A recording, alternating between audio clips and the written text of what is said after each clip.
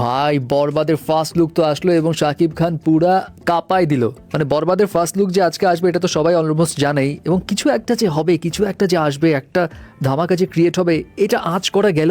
এমন লেভেলের লুক নিয়ে যে শাকিব খান হাজির হবে এটা শাকিব ভক্তরাও এক্সপেক্ট করতে পারেনি। রোলস রয়েসের উপর শাকিব খান যেই অ্যাটিটিউডে, যেই সোয়াগ নিয়ে দাঁড়িয়ে আছে, পুরাই মাথা নষ্ট, এবং মনেই হচ্ছে শাকিব খান বরবাদ একদম করেই দিবে সবকিছু। তার চোখে মুখে যেই তেজ, সেই তেজ কিন্তু আসলেই একদম তছ নচ করে দেওয়ার মতো।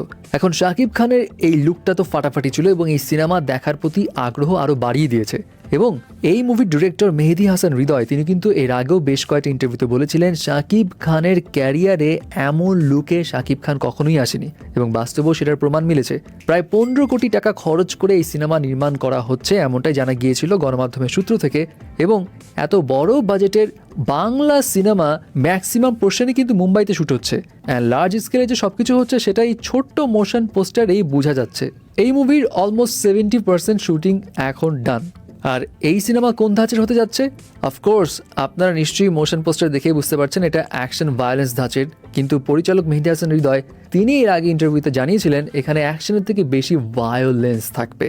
তাহলে বুঝুন শাকিব খানকে এখন আমরা কোন লেভেলে দেখতে পারি। তুফানে তো তাকে আমরা দেখেছি একদম মার্কাট অবস্থায়, হয়তো তুফানের থেকে এখানে শাকিব খানকে আরো বড় লেভেলে অ্যাকশন করতে আমরা দেখতে পারি। এছাড়াও এটাও জানা যায় এখানে অ্যাকশন সিকোয়েন্সগুলো ডিজাইন করার জন্য রবি বার্মা রয়েছে, যিনি এর আগে বলিউড এবং তেলুগুর অনেক সিনেমায় কাজ করেছিলেন। এছাড়া এখানে গানেও বলিউডের ছোঁয়া আছে। এখন শাকিব খানের এই লুক নিয়ে মেহেদী হাসান হৃদয় জানিয়েছিলেন শাকিব খানের বরবাদের লুক কিন্তু একটা নয়, দুটো থাকবে, এবং একটা লুক থেকে আরেকটা লুকের যে ট্রানজিশন, যে পরিবর্তন, সেই পরিবর্তন আনার জন্য তারা বরবাদের শুটিংয়ে অনেক সময় ব্যয় করেছেন, এবং এই কারণে তাদের শুটিং করতেও এখনো অনেক সময় লাগছে। তাহলে বোঝাই যাচ্ছে কতটা যত্ন নেওয়া হয়েছে শাকিব খানের এই লুক দুটো নিয়ে। সো ফার্স্ট লুক যদি এমন হয় তাহলে সেকেন্ড লুকটা কোন লেভেলের হতে পারে বা কি হতে পারে সেটা জানার তো আগ্রহ যেন আরো বেড়ে গেল। হ্যাঁ, আরেকটা বিষয়, অনেকে এই লুক দেখে অ্যানিমেল মুভির ওই যে রণবীর কাপুরের আরেকটা লুক ছিল না, ছোট ছোট চুলওয়ালা আজিজ ক্যারেক্টারের, সেটার সঙ্গে কম্পেয়ার করছে যে অনেকটা ওই ধাঁচের মনে হচ্ছে।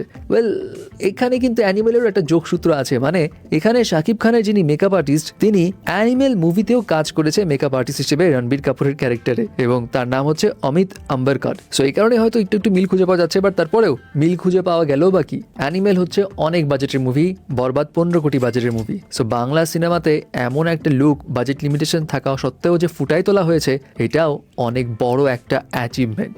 যাই হোক, বরবাদের এই ফার্স্ট লুক নিয়ে আপনার কি অপিনিয়ন মাস্ট জানাবেন।